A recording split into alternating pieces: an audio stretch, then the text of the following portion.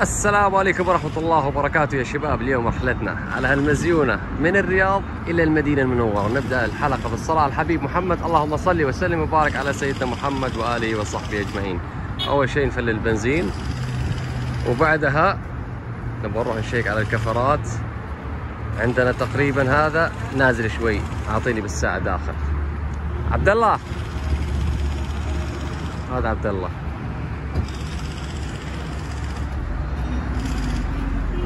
وين؟ المدينة. هذا المرافق دائما، أي مكان أي سفرية لازم عبد الله.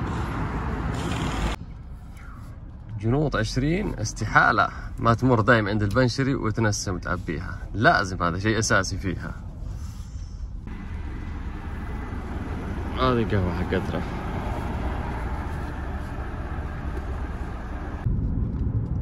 بسم الله توكلنا على الله. هذه نسوي العداد أصفر. شوف التصرف كيف. هذه طلعنا من الرياض المدينة المنورة 763 كيلو إلى طيبة الطيبة.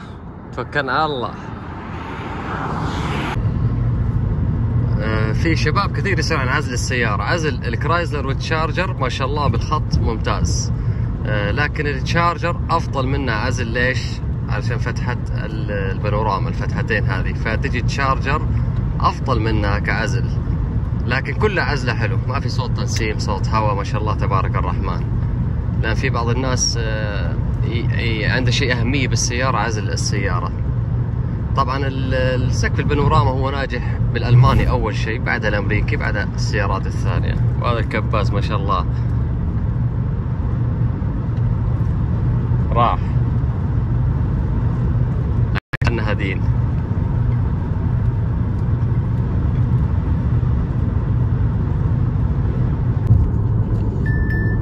هذا نزول الغاط بين الرياض والقصيم. دائما ما شاء الله مزدحم بالشاحنات والسيارات. الواحد مع النزول اللي زي كذا لا يجي مسرع. شوف احيانا الشاحنات مع النزول او الاسفلت تشوفوا فيها زي المطبات، مو المطبات، المنحنيات هذه مع السرعة بالذات السيارات الخفيفة تسوي مشكلة.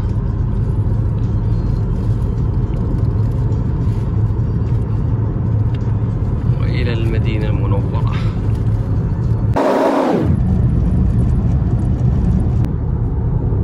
هذه القصيم هنا، منطقة القصيم. وين التمر السكر يا أهل القصيم؟ الله ونعم.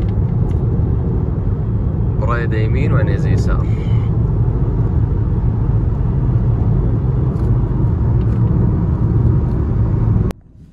الآن قطعنا قريب 400-450، لكن وقف هنا وقت صلاة، نصلي هنا ونتوكل على الله. على جنب الخط تحت، نبعد عن الشاحنات والخط اللي فوق.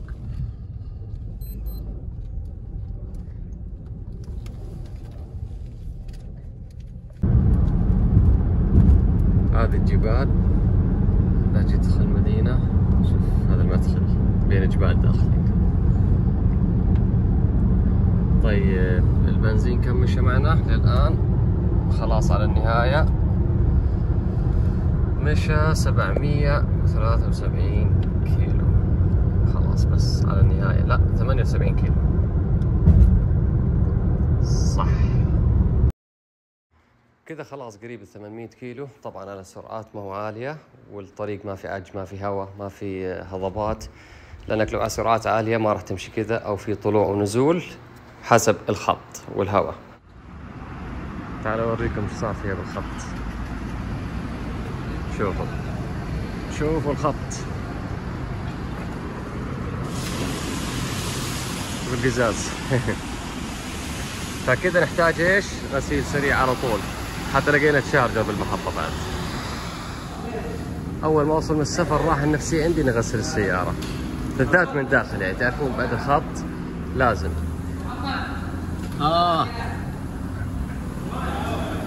أهم شيء داخل السيارة نسوي لها غسيل، وزي ما شفتوا الوجه هنا.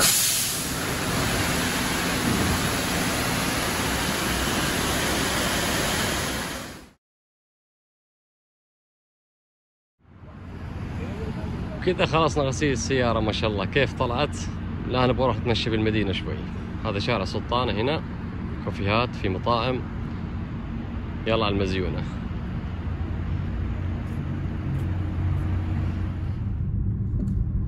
كل شيء بالمدينة حلو صراحة، هادية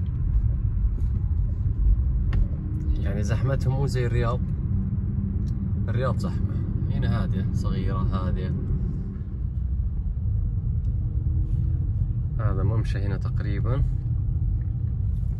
فاكهة جديد في الشارع هذا. يوم نزلت أول مرة ما كان موجود. بعد في كافيهات.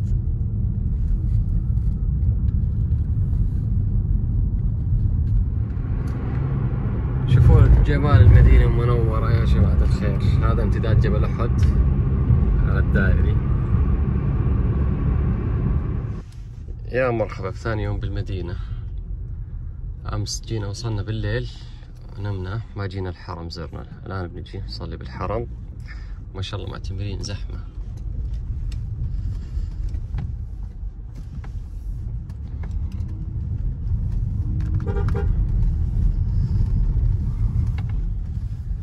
هذا وصلنا،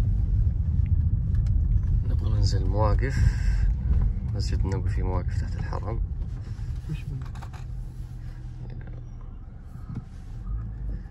وقف فجأة هذا اللي قدامنا، ما ادري غير رأيه بالنزول شكله. ننزل تحت المواقف.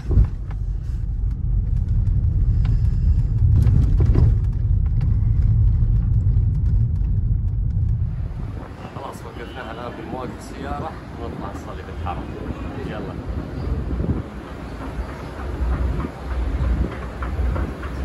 ما شاء الله تبارك الرحمن. المسجد النبوي، صلوا على الحبيب محمد. اللهم صل وسلم وبارك على سيدنا محمد وآله وصحبه أجمعين. ما شاء الله الناس من كل مكان.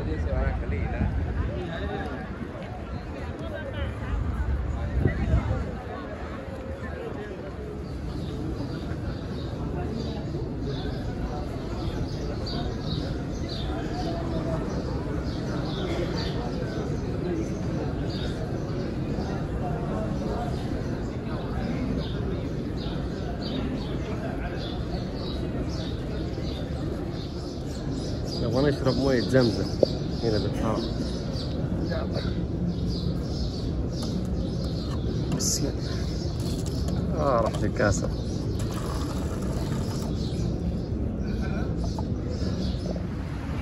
هذا مسجد الغمامة هنا. هذا الوقت الصعاد هنا. سبحان الله، هذه كان في غمامة تحجب الشمس عن الرسول صلى الله عليه وسلم. هذا الحرم المسجد النبوي، وهذا هو مسجد الغمام.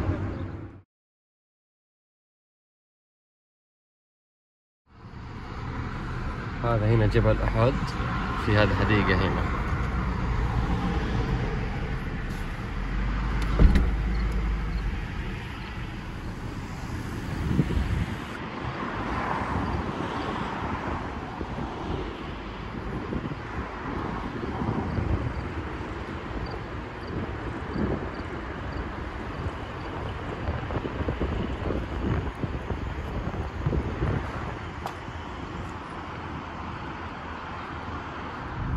يلا خلصنا من البنزين والاشياء هذه، خلكم منها وتعالوا معنا لفة بالمدينة. بنروح جبل الرماة.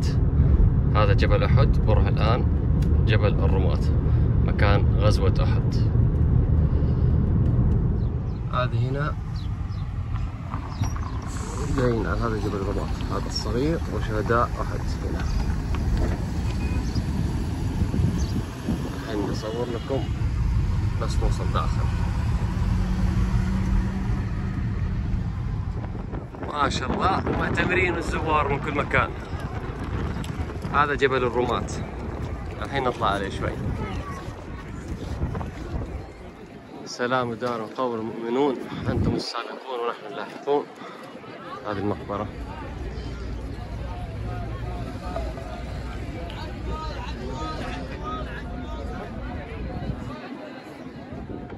هنا جبل الرماة. نطلع فوق شاء الله الزحمة والناس.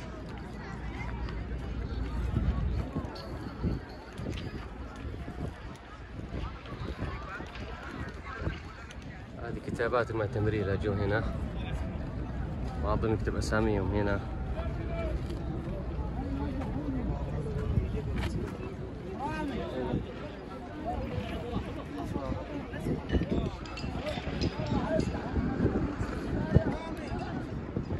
والحين نبغى ننزل يا شباب، عندي مشكلة مع النزول الحين. سمعت صوت بالفيديو أعرف إن الهواء طيرنا تحت ضغط. روع غفار. ما شاء الله ما شاء الله يا الناس كل أنحاء العالم. ما شاء الله من كل أنحاء العالم. هذا الشيء نفسيا المسلمين في العالم تلقاهم هنا. وهنا طبعا جينا إلى مسجد قباء، خلينا نصلي فيه. شارك معاكم نصور عشان اللي خارج المملكة يشوفون. احنا بندخل ونصور.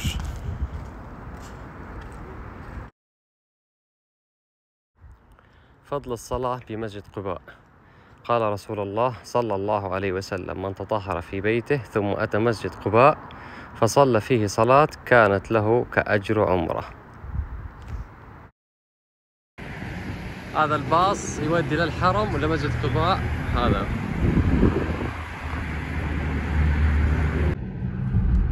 هذا دائري المدينة. إن شاء الله المدينة دايم هدوء، ما فيها زحمات، راحة نفسية المدينة ما شاء الله.